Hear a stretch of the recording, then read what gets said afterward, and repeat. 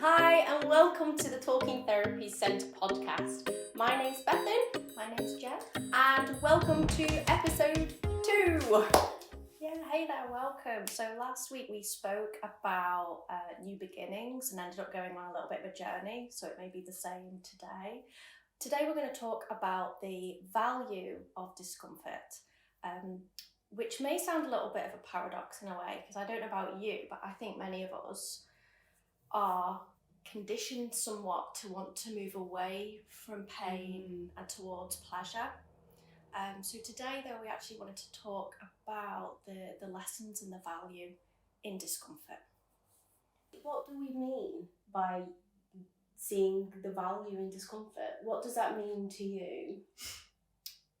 For me,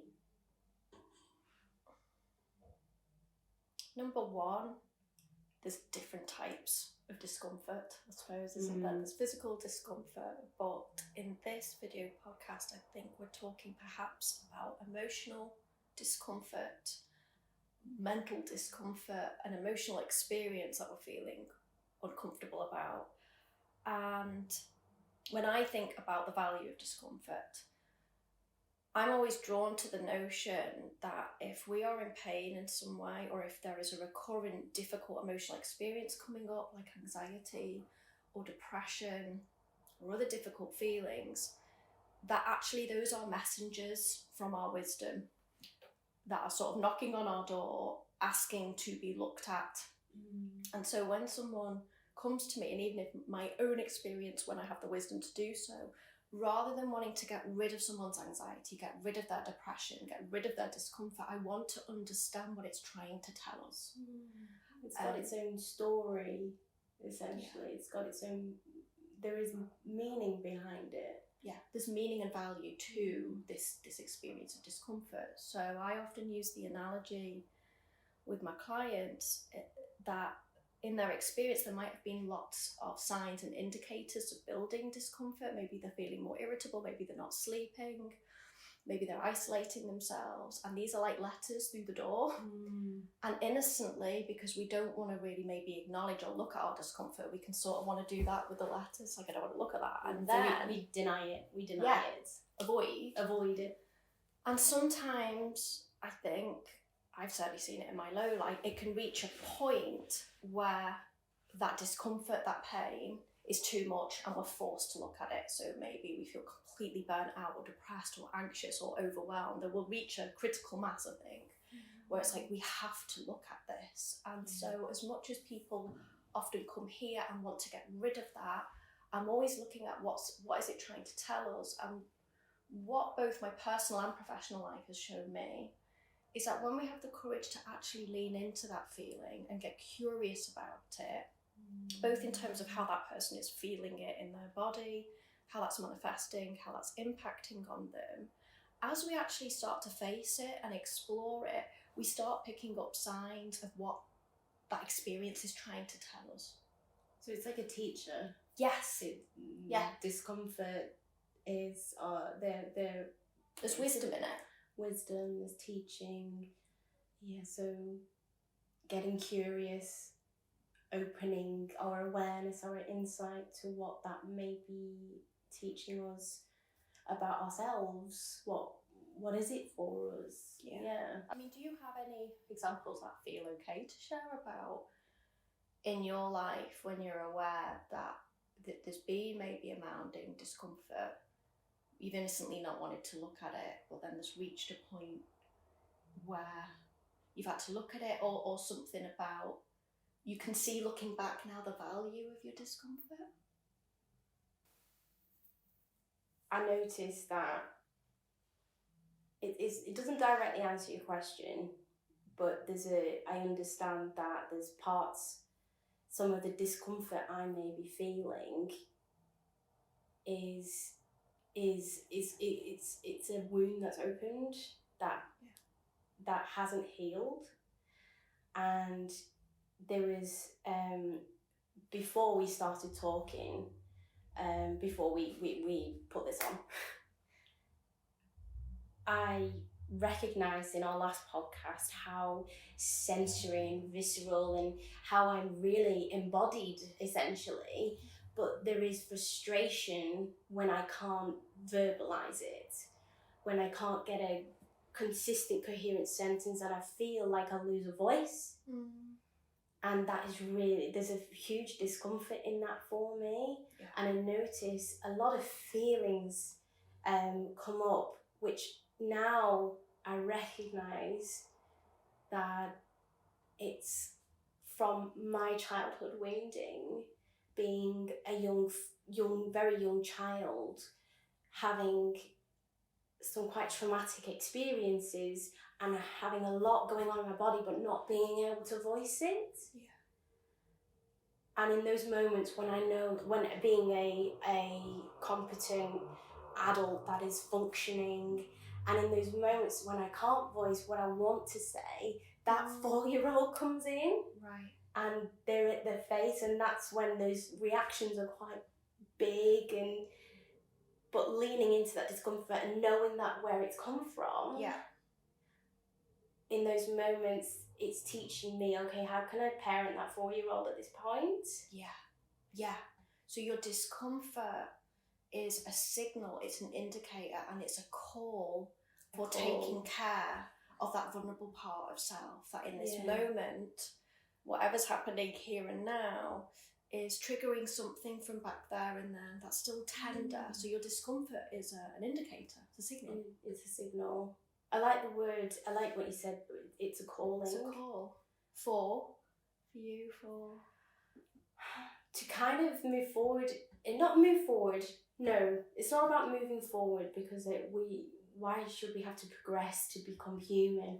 I feel like it's a calling to integrate those parts of myself, to integrate that child, to not deny her and accept her experience and her discomfort into that adult self. Yeah.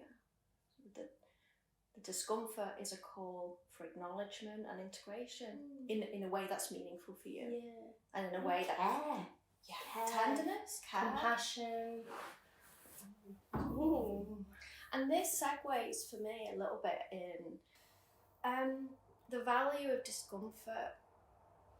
Two things come up for me in that. Number one, there is great value in trying to learn what our discomfort is telling us. So for you, in your beautiful example there about your discomfort in the moment is belonging to a wound from long ago that still has a call for some tenderness in the here and now. And if you deny that, then life probably doesn't feel great in some way. And I think with my journey with clients, that's often what the therapy journey about is trying to understand the source of our discomfort, why it's there, how it's there, and what it's a call for. Because when we meet that, oftentimes the discomfort, whether it be long-term depression, anxiety, it will dissolve because it's done its job. The signal's been given and it's been acknowledged and met. Yeah. Acknowledged and met. Acknowledged and met. Yeah. The second thing, I guess, though, is when the pain doesn't go or the discomfort doesn't go in some way. Perhaps what we're experiencing isn't a discomfort that can be met with a need. It's a pain. I don't mean like it's a pain. I mean it's a pain that perhaps the invitation is that we accept and we learn to live alongside. And I think that's a difficult one for me, anyway, for me. And an example of that when you and I were speaking before was about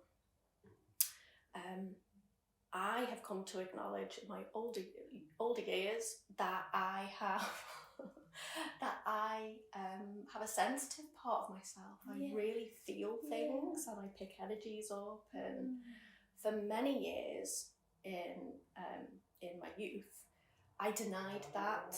And I used to be a biologist, I used to be a scientist, so I don't know whether it was part of the conditioning, so it was all about rationality and logic and keeping emotion out. But in my younger years, I very much rallied against that and felt I shouldn't feel as much as I feel and I should just be able to crack on and I should. And Should. Yeah.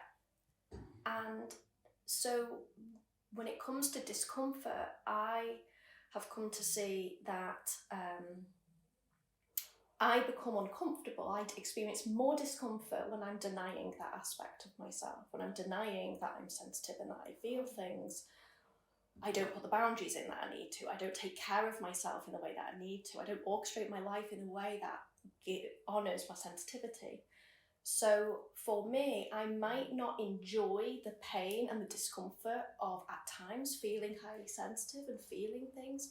Nonetheless, my life experience shows me it's not going anywhere. So for me on my journey, it's been about accepting that that's there, accepting that discomfort, but learning to take care of myself around it.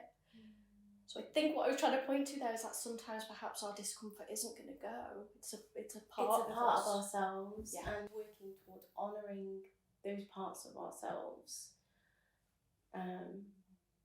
Some of the discomfort I may be feeling is it's a wound that's opened that hasn't healed. I recognised in our last podcast how sensory and visceral and how I'm really embodied essentially, but there is frustration when I can't verbalise it, when I can't get a consistent coherent sentence, and I feel like I lose a voice. And that is really, there's a huge discomfort in that for me. And I notice a lot of feelings come up, which now I recognise that it's from my childhood wounding, being a very young child, having some quite traumatic experiences and having a lot going on in my body but not being able to voice it. And in those moments when I know, when being a competent adult that is functioning, and in those moments when I can't voice what I want to say, that 4-year-old comes in. And they're at their face, and that's when those reactions are quite big, but leaning into that discomfort and knowing that where it's come from. In those moments, it's teaching me, okay, how can I parent that 4-year-old at this point? So your discomfort is a signal, it's an indicator, and it's a call for taking care of that vulnerable part of self, that in this moment, whatever's happening here and now is triggering something from back there and then that's still tender. So your discomfort is an indicator, it's a signal. It's a signal. I like the word, I like what you said, it's a calling. It's a call. For you.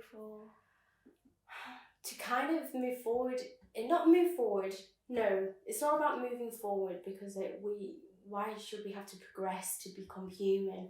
I feel like it's a calling to integrate those parts of myself, to integrate that child, to not deny her and accept her experience and her discomfort into that adult self.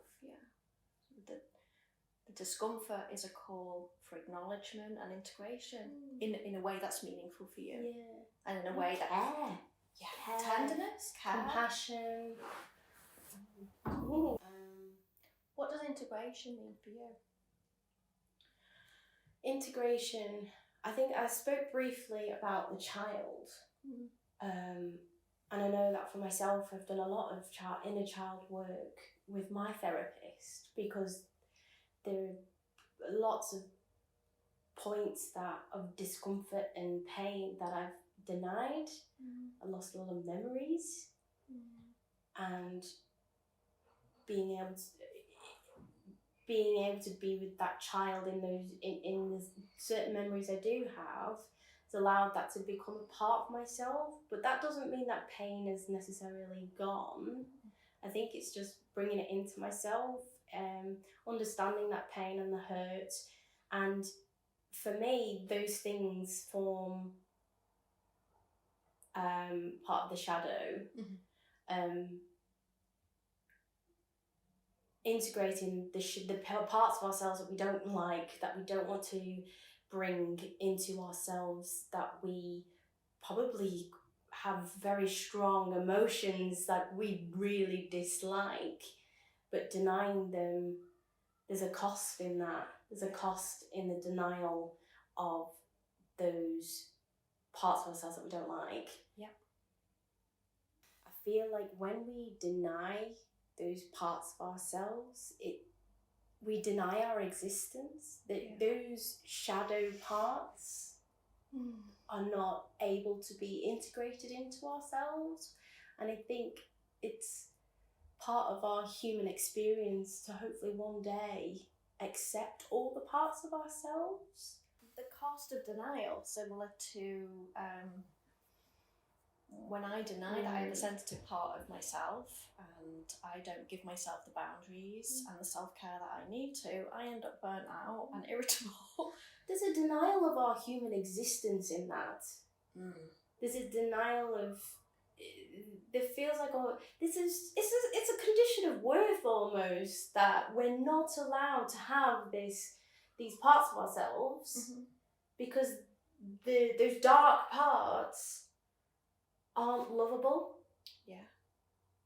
They're not worthy. They're not valuable. And so along the way we've learned that. That is really key, isn't it? I mean, innocently, I think so many of us will talk about being a good little boy, a good little girl, a good little person, and was innocently sending that message, perhaps, that, you know, the self is more valuable if you're happy, if you're productive, if you're well behaved, if you're complying with the rules, etc. Very much, But what about those parts, the anger that we may experience? I mean, if you take a 2-year-old child, and we name this the terrible twos, but isn't that normal human 2-year-old behaviour to have those anger? That is asserting our kind of personality into the world and having our needs met. Anger, for me anyway, I believe that anger is the part that loves ourselves the most. Right. It tells us when, for me, anger tells me when I'm experiencing injustice or I'm being treated in a way that is not fair, and these kind of aspects. And when we deny that in the children, we deny their opportunity to love themselves. We place the condition of worth. That they're worthy when they don't feel that. Yeah. I think it's relevant for adults as well. So, That is, societally, we can feel very uncomfortable around anger. Many of us, I think, feel uncomfortable about having our anger. And in that, not allowing ourselves to go there, the discomfort of that, we cut a little bit of ourselves off, and that will always have a cost to it when we deny and repress that. And what I see in my work as a human is that when I deny and suppress certain parts of my experience, they end up driving the seat or coming out sideways. About you? Sprouting. It will. They hit us in the moments that we're probably least expected. I think it opens maybe certain wounds, and we maybe overreact. To other people, that might be an overreaction, but to us, that is we're hurting.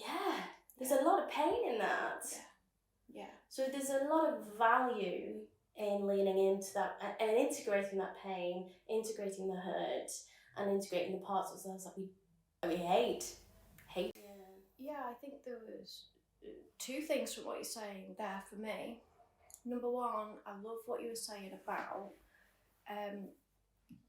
the idea of discomfort, difficult emotions, difficult parts of ourselves, perhaps rather than be something to get rid of, diminish, eradicate, there's something deeply human about those shadow aspects of ourselves. In fact, I was only just doing a session yesterday and someone was exploring a relational dynamic and changing some of the details for confidentiality, but they essentially were feeling some judgment about someone else's behaviour, And then they were saying, oh my gosh, that is so cruel that I'm saying that. That makes me a horrible person. And my reflection was, does that make you a horrible person, or does that make you a human being having a response to someone's behaviour which doesn't really align with you? So I think one of the things maybe we're talking about in today's video podcast is the idea of allowing discomfort, allowing pain, and rather than fighting it, acknowledging that that's part of what it is to be human, that there's these shadow aspects of selves, there's these difficult parts, because we only can know what joy and happiness and peace is due to knowing what it's like to feel chaotic and sad and heartbroken and confused. So it goes back to last week, talking about those highs and lows of life being like the heart rate, in a sense of we have to experience both elements. And I suppose in this discomfort, a shadow keeps coming up. We both have shadow and light in ourselves, and it's how do we get to the point of accepting our shadow selves? It's a uniquely human individual experience, but what could that look like for you? Okay. Yeah, so for me, how do I accept my shadow parts, my discomfort? Well, I suppose, I mean, we're talking about the value of discomfort, and I keep tagging onto this shadow. I'm feeling quite pulled to that shadow, because where do we learn to accept and be with the discomfort, with the parts of ourselves that we're not entirely, that we don't want to allow, that we don't want to experience? How do we move towards that process of acceptance? Feel like there's two things coming up for me that feel slightly different but are probably the same thing. One is, how do we accept our pain and discomfort? And the second one is, how do we accept our shadow self? I feel like we've covered an awful lot today. Yeah, very much. I'd love to hear what's come up for you. What I'm taking away is about discomfort being a teacher. What is our discomfort? What is our distress? What is our pain trying to tell us about our needs, our values, something being amiss in our lives? I've also taken away about the humanness of our discomfort. It's innately human to feel pain. And you shared a lot about the shadow. Yeah, the shadow for me is a big one. I think it's coming up a lot for me at the moment, especially in my masters. And it teaches us a lot about ourselves. Yeah. And there's a lot of discomfort in that shadow. But equally, it is a part of us. Like you said, it's about being human. Yeah. How would we describe the shadow self? Would we say perhaps our shadow self are the parts of ourselves, our experiences, our thoughts and feelings that we want to put in the shadow? We don't want them on display. Yeah, we don't want to bring them into the light. Okay. They cannot exist in the presence of others. Okay. Yeah.